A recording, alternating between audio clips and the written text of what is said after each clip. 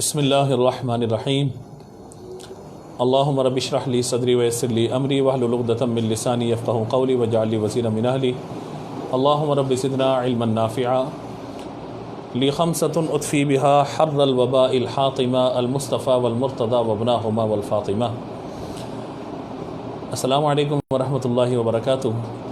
اللہ کا بڑا فضل ہے، اس کا کرم ہے، اس کی عطا ہے، اس کی مہربانی ہے کہ اس مالک لم یزل جل جلالہ نے ہمیں ایک مرتبہ پھر زندگی میں ماہ رمضان عطا فرمایا، اور یہ ہمارے لیے بہت بڑی سعادت ہے کہ ہم اللہ تبارک و تعالیٰ کے اس مہمان کا استقبال کریں، اللہ تبارک و تعالیٰ کے اس مہمان کی تکریم کریں، اس کی تعظیم کریں، اور اس ماہ مبارکہ میں مکمل روزے، مکمل تراویح، ذکر و اذکار اور عبادات وغیرہ کے ذریعے اللہ کو راضی کرنے کی کوشش کریں، اور ماہ رمضان کو بھی راضی کرنے کی کوشش کریں۔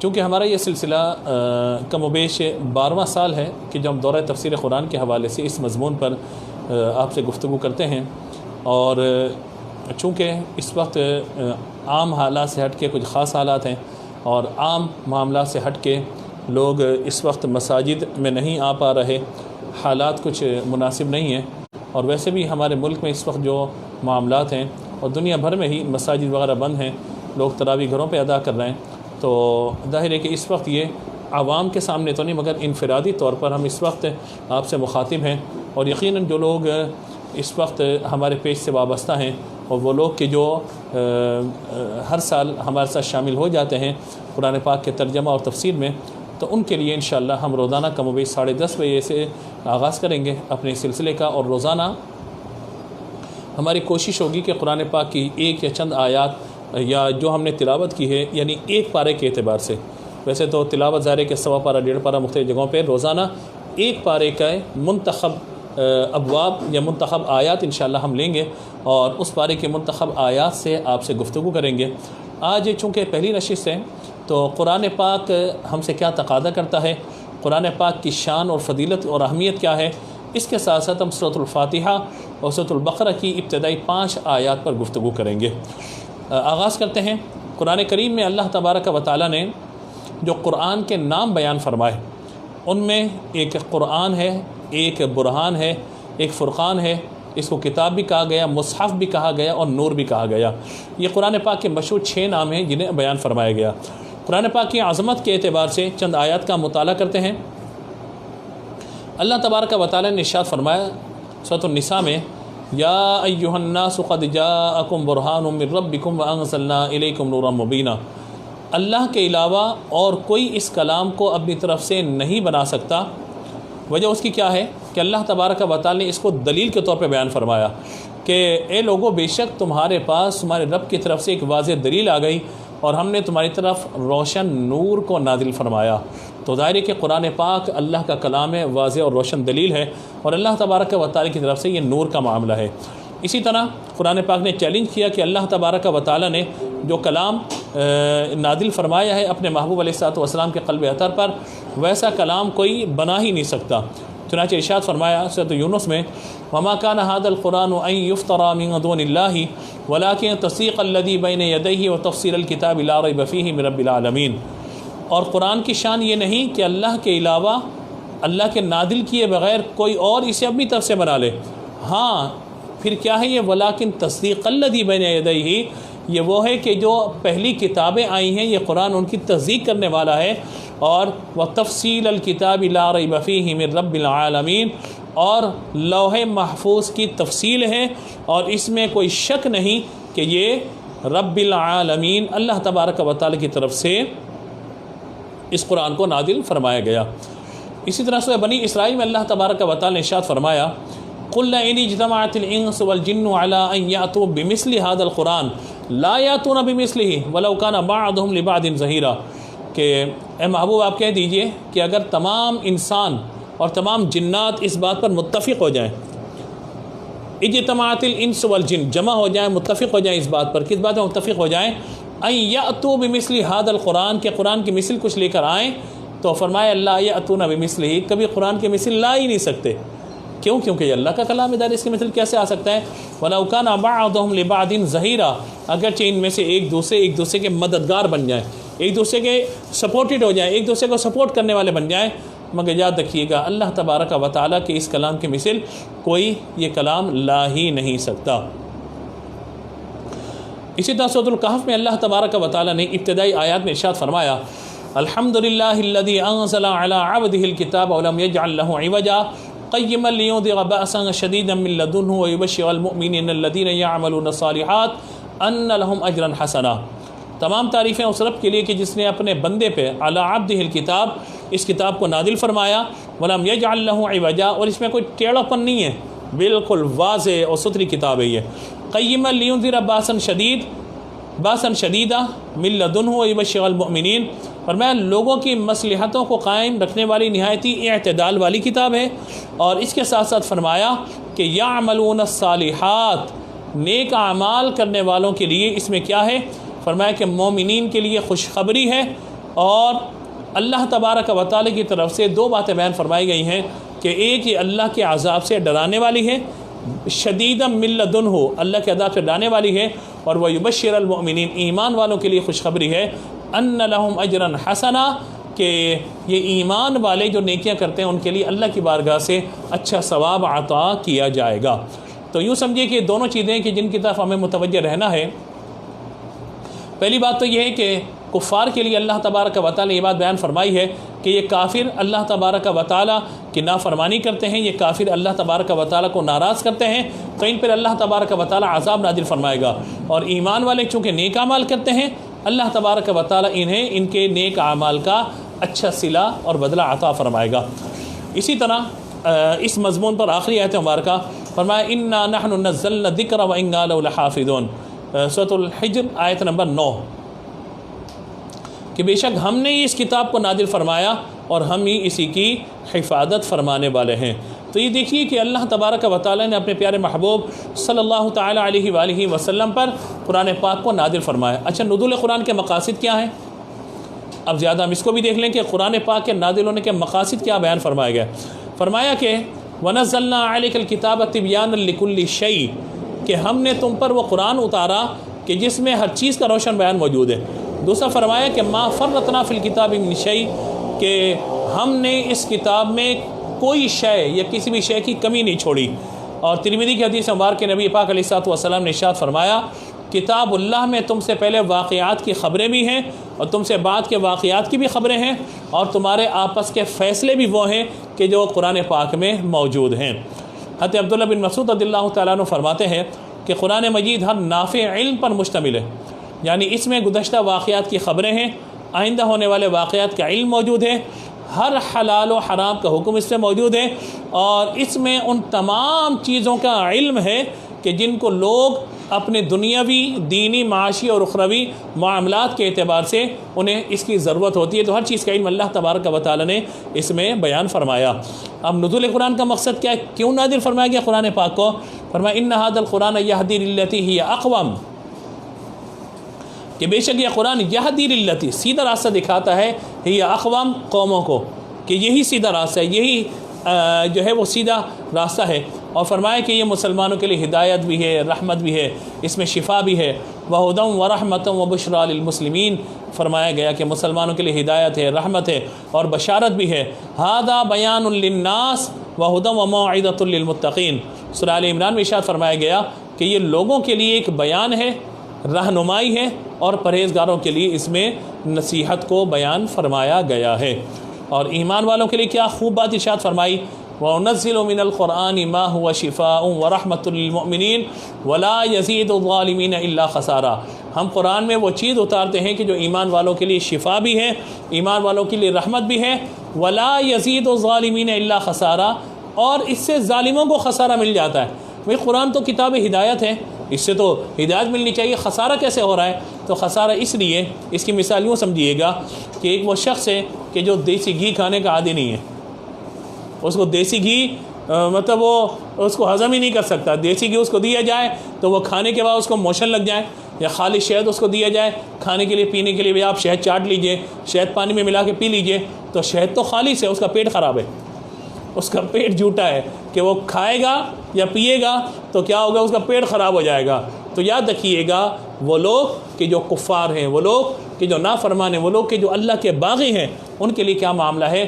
ولا یزید الظالمین، یہ ظالم لوگ ہیں، ان کو خسارہ ملے گا۔ وجہ اس کی کیا ہے کہ یہ قرآن کو ہدایت کے واسطے نہیں پڑھیں گے، قرآن کو شفا کی نیت سے نہیں پڑھیں گے، قرآن کو رحمت کی نیت سے نہیں پڑھیں گے، قرآن کو تنقید کی نظر سے پڑھیں گے کہ کیا بیان ہوا، کیا بیان۔ جب تنقید کی نظر سے پڑھیں گے تو پھر ہوگا کیا؟ افتؤمنون ببعض الکتاب وتکفرون ببعض، قرآن کے بعد اس پر ایمان رکھیں گے، بعض کو نہ مانیں گے، بعض کا انکار کر دیں گے، تو یہ کیا ہوگا؟ ان کے لیے خسارہ ہے، ان کے نقصان ہوگا۔ تو یوں ہمیں ان چیزوں کو دیکھنے کی ضرورت ہے۔ اچھا، پھر آپ یہ دیکھیے کہ قرآن وہ ہے کہ جس میں ہم سب کے لیے عزت ہے۔ اگر ہم عزت چاہتے ہیں تو قرآن کو اپنائیں۔ وَإِنَّهُ لَذِكْرٌ لَكَ وَلِقَوْمِكَ، فرمایا کہ اے حبیب، بے شک یہ قرآن آپ کے لیے اور آپ کی قوم کے لیے عظمت کا سبب ہے۔ وَإِنَّهُ لَذِكْرٌ لَكَ وَلِقَوْمِكَ، آپ کے لیے یہ ذکر، یعنی قرآن کو ذکر بھی کہا گیا، یہ جو ذکر ہے یہ آپ کے لیے بھی برکت والا ہے، آپ کے لیے بھی عزت والا ہے، اور آپ کی قوم کے لیے بھی عظمت اور ترقی کا باعث ہے۔ اس نے فرمایا لَقَدْ أَنزَلْنَا إِلَيْكُمْ كِتَابًا فِيهِ ذِكْرُكُمْ أَفَلَا تَعْقِلُونَ، ہم نے آپ کی طرف ایک کتاب نازل فرمائی جس میں آپ کا چرچا ہے، فیہ ذکرکم، آپ کا ذکر ہے اس میں، افلا تعقلون، تو کیا اے لوگوں تمہیں عقل نہیں ہے؟ یعنی یہ قرآن فقط گزشتہ واقعات، فقط گزشتہ امتوں کے احوال، فقط گزشتہ امتوں کی خبریں، یا فقط رحمت و ہدایت نہیں ہے، بلکہ فرمایا کہ کتاباً فیہ ذکرکم، اے محبوب ہم نے جو آپ کی طرف کتاب نازل فرمائی ہے، فیہ ذکرکم، اس میں آپ کا ذکر موجود ہے۔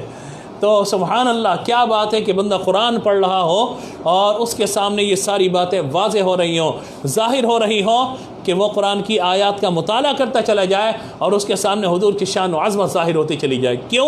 لَقَدْ أَنزَلْنَا إِلَيْكُمْ كِتَابًا فِيهِ ذِكْرُكُمْ، اے محبوب اس میں آپ کا ذکر موجود ہے۔ تو جب غور کیجئے، جب میرے نبی کا ذکر موجود ہوگا اور ہم قرآن پاک کو پڑھیں گے اور قرآن کا مطالعہ کریں گے، جہاں گزشتہ امتوں کے واقعات بھی ہیں، آنے والے معاملات کو بیان فرمایا گیا، احوال حشر و نشر بھی ہے، رحمت کی آیات بھی ہیں، دیگر چیزیں بھی ہیں، لیکن اس کے ساتھ ساتھ کیا دلچسپ موضوع ہوگا، کیا دلچسپ مضمون ہوگا کہ جب خالق کائنات جل جلالہ قرآن میں اپنے محبوب کا ذکر فرمائے گا۔ سبحان اللہ، لقد انزلنا الیکم کتابا فی ذکرکم، اے محبوب جو ہم نے آپ کی طرف کتاب نازل فرمائی ہے نا، اس میں آپ کا ذکر ہے۔ اور ذکر کا ایک معنی یاد کرنا، ذکر کا ایک معنی یاد رکھنا، اور ذکر کا ایک معنی چرچا کرنا بھی ہوتا ہے، یعنی ہر طرف آپ ہی کا ذکر ہوتا رہے گا۔ تو اگر آج کوئی بندہ یہ بات کرتا ہے کہ قرآن نازل ہوا حضور صلی اللہ تعالیٰ علیہ وآلہ وسلم پر، حضور نے جیسے قرآن پڑھا، قواعد، مخارج، ادائیگی، درست لہجے کے ساتھ، تو لہذا ہمیں بھی فرمایا گیا کہ عربی لب و لہجے میں قرآن پاک کی تلاوت کی جائے۔ تو اسی طرح سے فرمایا گیا کہ زین القرآن باصواتکم، اپنی آوازوں سے قرآن کو مزین کرو، بہت خوبصورت انداز میں قرآن پاک کو پڑھا جائے۔ تو یہ اللہ تبارک و تعالیٰ کا فضل و کرم ہے۔ اب اس کا انعام کیا ہوتا ہے ایمان والوں پر؟ انعام کیسے ہوتا ہے؟ انعام کے بارے میں دیکھیے، سورہ زمر ہے، اللہ تبارک و تعالیٰ نے ارشاد فرمایا اللہ نزل احسن الحدیث کتابا متشابہا مثانی تقشعر منه جلود الذين يخشون ربهم ثم تلين جلودهم وقلوبهم الى ذکر اللہ ذلك هدى الله يهدي به من يشاء ومن يضلل الله فما له من هاد۔ فرمایا کہ اللہ نے سب سے اچھی کتاب نازل فرمائی، ساری ایک جیسی ہے، اور کیا ہے؟ کتاب متشابہا مثانی، یہ بار بار دہرائی جانے والی کتاب ہے، یعنی قرآن وہ کتاب ہے بار بار پڑھا جائے گا۔ آپ دیکھیے کہ کوئی قرآن کی تلاوت کرتا ہے بار بار پڑھتا رہتا ہے، عمر بھر میں یہ نہیں کہ ہم کوئی کتاب پڑھتے ہیں ایک مرتبہ پڑھ کے دل بھر جاتا ہے۔ قرآن کی وہ شان ہے بار بار پڑھیے، آپ کو ترجمہ نہ بھی آتا ہو، آپ تلاوت فقط کرتے رہیے، آپ کا دل کبھی بھرے گا ہی نہیں۔ قاریوں کی تلاوت سنتے رہیے، دل بھرے گا ہی نہیں۔ قرآن پاک کو دیکھتے رہیے، قرآن پاک کو دیکھنے سے کبھی دل نہیں بھرے گا، قرآن پاک کو پڑھنے سننے سے کبھی دل نہیں بھرے گا، قرآن کے واقعات پڑھنے سننے سے کبھی دل نہیں بھرے گا۔ تو یہ فرمایا کہ یہ ایسا عالیشان معاملہ ہے۔ دوسرا فرمایا کہ یہ بار بار دہرائی جاتی ہے، اور اس کا فائدہ کیا ہوتا ہے دہرانے کا اور پڑھنے کا؟ یہ ہے وہ اصل نتیجہ جس پر مجھے اور آپ کو آج سمجھنا ہے اس بات کو، اور اس بات پر ہمیں غور کرنا ہے۔ فرمایا کہ تقشعر منہ جلود الذین یخشون ربہم، اس سے ان لوگوں کے بدن پر بال کھڑے ہو جاتے ہیں، کن کے؟ یخشون ربہم، جو اپنے رب سے ڈرتے ہیں۔ ثم تلین جلودہم وقلوبہم الی ذکر اللہ، پھر ان کی کھالیں اور ان کے دل اللہ کی یاد سے نرم ہو جاتے ہیں۔ یہ کلام اللہ ہے، یہ اللہ کا کلام ہے، یہ کلام اللہ کا فائدہ ہے، یہ اللہ کے کلام کی تلاوت کی برکت ہے۔ آپ قرآن پاک پڑھیے، سبحان اللہ، آپ قرآن کی تلاوت کیجئے، آپ قرآن پاک کو سنیے، آپ دیکھیے کہ بار بار پڑھا جائے گا، بار بار سنا جائے گا، تو نتیجہ کیا نکلے گا کہ فائدہ یہ ہوگا کہ جسم کے بال کھڑے ہونے شروع ہو جائیں گے، رونگٹے کھڑے ہو جانا جیسے ہوتا ہے، رونگٹے کھڑے ہو جائیں گے، اور پھر کیا ہوگا، تقشعر منہ جلود الذین یخشون ربہم، یہ اسی کے ساتھ ہوگا، آنکھیں اسی کی نم ہوں گی، آنکھ سے آنسو اسی کے ٹپکیں گے، جسم پر لرزہ اسی کے طاری ہوگا کہ جو اپنے رب تبارک و تعالیٰ کا خوف رکھنے والا ہوگا۔ اللہ اکبر، اللہ اکبر، اللہ اکبر۔ ثم تلین جلودہم وقلوبہم الی ذکر اللہ، ان کی شان یہ ہے کہ ان کی کھالیں اور ان کے دل اللہ کی یاد سے نرم پڑ جاتے ہیں، یہ وہ کیفیت جس سے متوجہ ہونا ہے۔ اللہ اکبر، اللہ ہمیں توفیق عطا فرمائے۔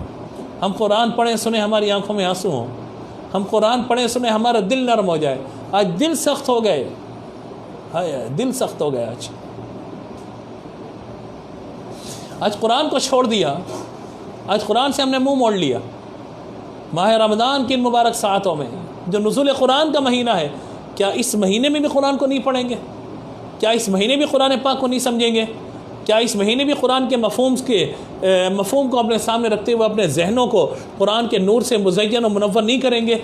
کیا اس مہینے میں ان حالات میں کہ جب دنیا بالکل پیک ہو چکی ہے، پہلے تو 100 مصروفیات تھیں، اب تو گھروں میں موجود ہیں، لاک ڈاؤن کی صورتحال ہے، کیا اب بھی قرآن پاک کو نہیں سمجھیں گے؟ کیا اب بھی قرآن پاک کو نہیں سیکھیں گے؟ اور کس وقت کا انتظار ہے؟ کیا قبر میں جانے کا انتظار ہے، یا اس بڑھاپے کا انتظار ہے کہ جہاں بندے کی زبان بھی نہیں چلتی، ہاتھ بھی کپ کپاتے ہیں، زبان بھی کپ کپاتی ہے، وہ بیٹھ نہیں پاتا، پڑھ نہیں پاتا، کیا اس وقت کا انتظار کرنا چاہتے ہیں؟ آئیے جڑ جائیے قرآن پاک کے پیغام سے، اس دورہ تفسیر قرآن سے جڑ جائیے۔ روزانہ کوئی نہ کوئی پیغام آپ کو ملے گا، روزانہ کوئی نہ کوئی نئی چیز آپ کو سیکھنے کو ملے گی، روزانہ کچھ نہ کچھ آپ کو ایسا ٹاسک دیا جائے گا کہ جو آپ اگر کمپلیٹ کریں گے آپ کی زندگی بہتر ہونا شروع ہو جائے گی۔ یاد رکھیے گا، آخرت کی بہتری کے لیے زندگی کا بہتر ہونا ضروری ہے۔ زندگی الدنیا مزرع الآخرہ، یہ دنیا آخرت کی کھیتی ہے۔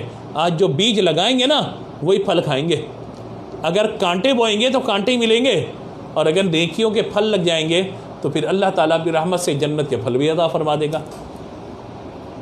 تو دلوں کا نرم ہو جانا، جو کہتا ہے کہ میرا دل کسی کام میں نہیں لگتا، قرآن کی تلاوت کرے۔ جو کہتے ہیں کہ میرا دل سخت ہو گیا، رونا نہیں آتا، قرآن پڑھے۔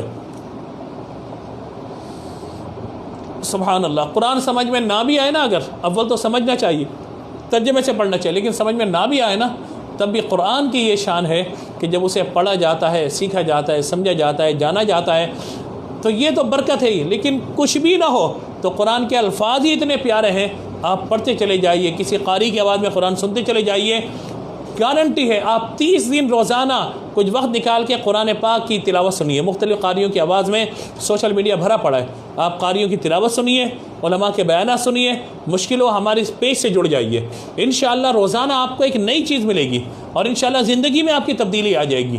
اور اگر آپ قرآن کے فہم سے، قرآن کے نور سے دور تھے، آپ قرآن کے نور سے انشاءاللہ معمور ہو جائیں گے۔ یہ میری ذمہ داری، میری گارنٹی ہے۔ اور اگر ایسا نہ ہو تو آپ پھر جو شکوہ کرنا چاہیں ہم سے کیجیے گا۔ ہمارا مقصد رسمی تقریر نہیں ہے، ہمارا مقصد آپ سب کو اور ہمیں خود اپنے آپ کو قرآن سے جوڑنا ہے۔ ہم قرآن سے جڑ جائیں گے، آسانی ہو جائے گی۔ اگر قرآن سے نہیں جڑیں گے، یاد رکھیں زندگی کے کس کے 20 سال، 30 سال، 40 سال، 50 سال، 60 سال، 70 سال گزر گئے، شادیاں ہو گئیں، بچے ہو گئے، آج تک قرآن نہیں پڑھا، قرآن نہیں سمجھا، قرآن کو نہیں دیکھا۔ دلہن قرآن کے سائے میں رخصت ہو کر آ رہی ہے، لیکن قرآن اتنا اونچا رکھ دیا جاتا ہے، اتنا اوپر رکھ دیا جاتا ہے کہ پھر قرآن پاک تک ہاتھ ہی نہیں جاتا، دھول اور مٹی اس پہ جم جاتی ہے۔ اللہ کے واسطے ہاتھ جوڑ کے عرض ہے، قرآن کو پڑھیے، قرآن کو کھولیے، اللہ کے کلام کو۔ اب دیکھیے نا ہم لوگوں نے قرآن کے ساتھ کیا سلوک کیا ہوا ہے۔ قرآن یعنی اگر آپ کے پاس کوئی لیٹر پہنچے، آپ کے پاس بھائی کسی بہت معزز شخص کا کوئی پیغام پہنچا آپ پاس، آپ اس پیغام کو، لیٹر کو وصول کیجئے، مکتوب کو وصول کیجئے، اس پر عطر لگائیے، ماشاءاللہ اسے چومیے، آنکھوں سے لگائیے، سر پہ رکھیے، اور عزت احترام سے اٹھا کے سنبھال کے رکھ دیجئے۔ اور جب سنبھال کے رکھ دیا، جب آپ کی ملاقات ہو یا پوچھا جائے کہ آپ کو ہم نے ایک پیغام بھیجا تھا، کچھ اس کے اندر ہدایات تھیں، کچھ ایکٹیویٹیز تھیں، کچھ سرگرمیاں تھیں، کچھ آپ کو ٹاسک دیے گئے تھے کہ آپ نے اپنی ان دنوں میں یہ کام کرنے، تو آپ نے کیا کیا؟ کہا جی میں نے بڑا ادب کیا، بہت ادب کیا، اس کا کیا عطر بھی لگایا تھا اس پہ، اس پر جزدان میں لپیٹ بھی دیا تھا اور خوبصورت بہترین کوٹنگ کرا کے بہترین سنبھال کے رکھا. بھئی پڑھا تھا اسے؟ جی پڑھا تو نہیں تھا جی. اچھا تو کسے پڑھوایا تھا؟ خود نہیں پڑھ سکتے تو پڑھوایا تھا کسی سے؟ وہ جی نہیں جی. کیا فقط ادب و احترام کرنا ہے؟ ادب و احترام یہ ایمان کا تقاضا ہے قرآن کے، اس سے انکار نہیں ہے. لیکن مجھے بتائیے کہ جو ہدایات جو احکامات اللہ کی طرف سے ہمیں دیے گئے، اگر ہم انہیں نہیں جانیں گے نہیں سمجھیں گے تو کیا اللہ راضی ہوگا ہم سے؟ اللہ کے رسول راضی ہوں گے؟ نہیں. ہمیں سیکھنا پڑے گا، ہمیں جاننا پڑے گا کہ قرآن ہم سے کیا تقاضا کر رہا ہے اور ہمیں قرآن پاک کے ساتھ کیا انداز اختیار کرنا چاہیے. میں بس ایک حدیث مبارکہ، اس کے بعد ہم انشاءاللہ گفتگو کو اپنی مکمل کریں. حضرت علی رضی اللہ تعالیٰ عنہ روایت فرماتے ہیں، یہ ترمذی فضائل القرآن کی حدیث مبارکہ ہے. یہ حضرت علی رضی اللہ تعالیٰ عنہ روایت کیا کہ نبی پاک علیہ الصلوۃ والسلام نے ارشاد فرمایا، غور سے سنیے گا یہ حدیث، ان قریب ایک فتنہ برپا ہوگا. حضرت علی کہتے ہیں میں نے عرض کیا یا رسول اللہ اس سے بچنے کا طریقہ کیا ہے؟ تو آپ صلی اللہ تعالیٰ علیہ وآلہ وسلم نے فرمایا اللہ کی کتاب. یہ فتنوں کا دور ہے، یہاں پہ حق و باطل کی تمیز ہم نہیں کر پا رہے، یہاں پر سچ اور جھوٹ کی تمیز ہم نہیں کر پا رہے، یہاں پر حلال اور حرام کی تمیز ہم نہیں کر پا رہے. یہاں پر ہر بندہ اپنے آپ کو کہتا ہے میں اچھا ہوں، میں صحیح ہوں، میں جناب بڑی بلندی پر ہوں، میں وغیرہ وغیرہ. نہیں، آپ دیکھیے اس حدیث کو ہم مشعل راہ بنائیں اپنے لیے. فرمایا کہ اے علی ان قریب فتنوں کا دور ہوگا. میں نے عرض کیا اللہ کے رسول مجھے بتائیے بچنے کا طریقہ کیا ہے؟ قربان جائیے حضرت علی شیر خدا کرم اللہ تعالیٰ وجہ الکریم کی شان پر کہ آپ نے پوچھا حضور فتنوں کا دور تو آئے گا، آپ نے خبر دی، بتائیے میں بچوں گا کیسے اس سے؟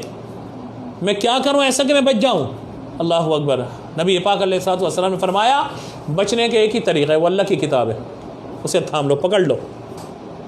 اور پکڑنے سے مراد کیا ہے؟ حضور نے خود وضاحت فرمائی.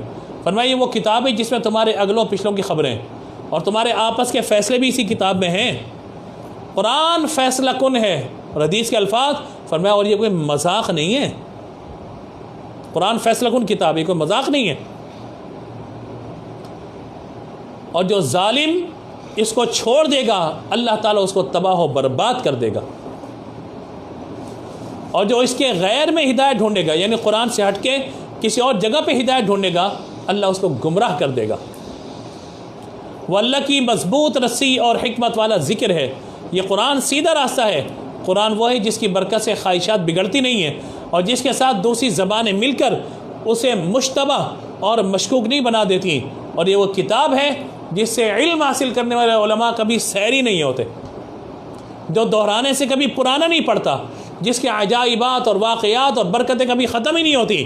اور قرآن وہ ہے جب اسے جنات نے سنا تو یہ کہے بغیر نہ رہ سکے کہ ہم نے عجیب قرآن سنا ہے جو اچھائی کی راہبری کرتا ہے، تو ہم اس پر ایمان لائے. اور جو قرآن کا قائل ہو وہ سچا ہے، جو عمل کرے وہ ثواب پائے، جو اس کے مطابق فیصلہ کرے وہ منصف، اور جو اس کی طرف بلائے گا سیدھے راستے پر ہوگا.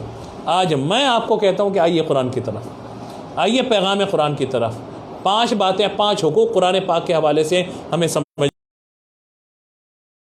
نمبر 1 قرآن پر ایمان رکھنا، یہ پہلا حق ہے قرآن کا. نمبر 2 قرآن کی تلاوت کرنا. نمبر 3 اسے ترجمہ تفسیر سے پڑھنا اور سمجھنا. نمبر 4 جو پڑھا سمجھا اس پر عمل کرنا. اور نمبر 5 لوگوں کو قرآن کی دعوت دینا، قرآن کی طرف بلانا. یہ 5 حقوق ہیں. پہلا کیا ہے؟ یاد رکھیے قرآن پر ایمان رکھنا، یعنی جو قرآن میں وہ حق ہے اس پر ہمیں ایمان رکھنا ہے. اور الحمدللہ ہر مسلمان کا ایمان ہوتا ہے. آمنت باللہ و ملائکتی و کتبہ، اس پر ایمان بندہ رکھتا ہے کہ جتنی آسمانی کتابیں میں سب پر ایمان رکھتا ہوں. اور سورۃ بقرہ کی آخری آیت میں کیا ارشاد فرمایا گیا؟ سورہ بقرہ کی 2nd لاسٹ آیت میں آمن الرسول بما انزل الیہ من ربہ والمؤمنون کل آمن باللہ و ملائکتہ و کتبہ و رسلہ. وہاں بھی ایمان کا ذکر ہے، کتابوں پر ایمان لانے کا ذکر ہے. تو یوں اس بات کو بیان فرمایا گیا. دوسری بات دیکھیے کہ ایمان لانا قرآن پر. دوسرا پڑھنا، تلاوت کرنا. تلاوت اصل ہے یہ.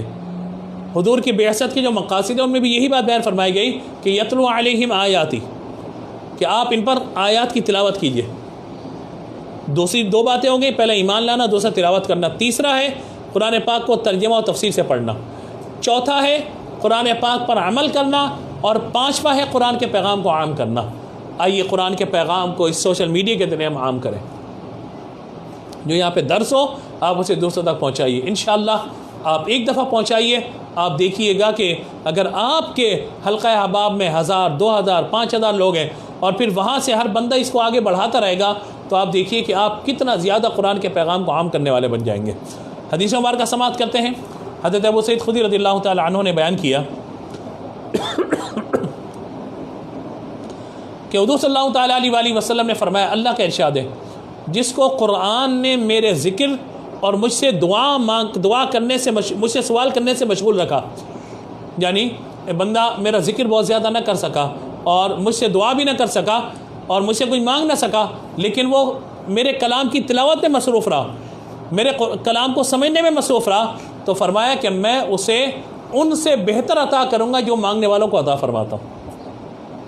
اور فرمایا کہ کلام اللہ کی فضیلت سب کلاموں پر ایسی ہے جیسے اللہ کی فضیلت اس کی ساری مخلوق پر ہے.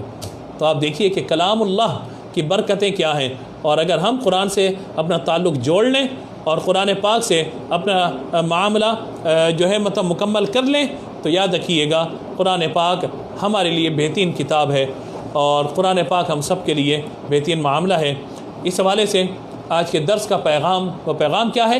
حضرت عبداللہ بن عمر رضی اللہ تعالیٰ عنہ فرماتے ہیں کہ رسول صلی اللہ تعالیٰ علیہ وآلہ وسلم نے فرمایا, قیامت کے دن قرآن کو ایک شخص کی صورت ادا کی جائے گی.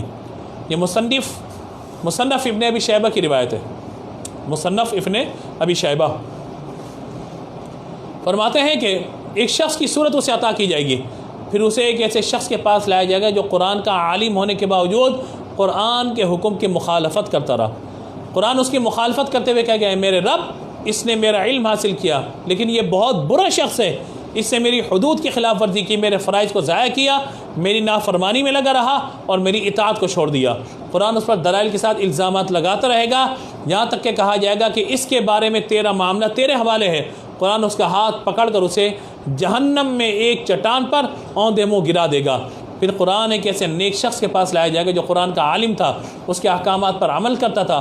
قرآن اس کے بارے میں کہے گا, اے میرے رب, اس نے میرا علم حاصل کیا, بہترین عالم ہے, اس نے میری حدود کی حفاظت کی, میرے فرائض پر عمل کیا, میری نافرمانی سے بچتا رہا, میری اطاعت کرتا رہا, یہاں تک کہ دلائل کے ساتھ اس کی حمایت کرے گا, یہاں تک کہا جائے گا اس کے بارے میں تیرا معاملہ تیرے ہی حوالے ہے.